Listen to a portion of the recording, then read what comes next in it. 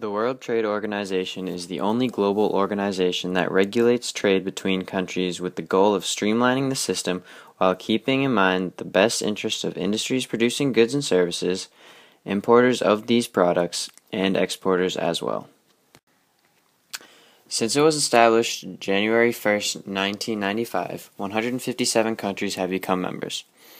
Led by Pascal Lamy, there is currently 640 people making up the Secretariat staff. Represented in the map is 157 members of the World Trade Organization. Also shown is observers.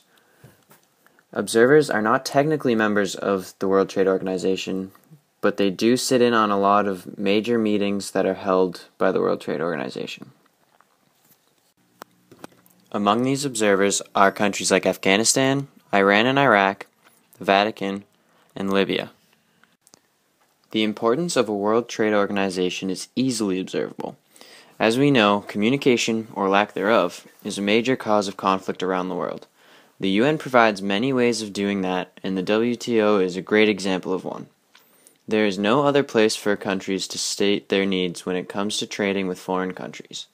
Also, the World Trade Organization acts as a guideline, helping other countries understand what they must do to trade with another nation.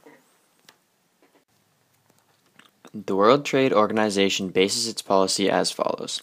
First, every country should have equal opportunity to trade with each other.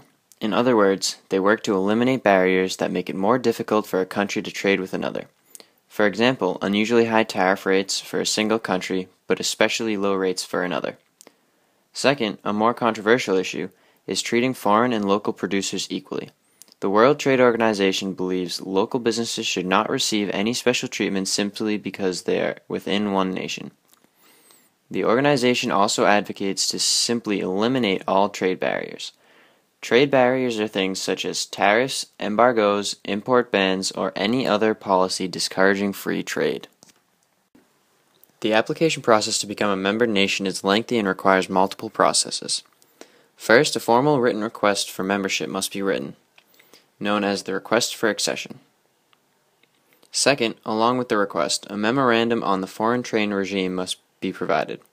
This is an official statement of the nation's trading history, policies they have, and current trading tendencies.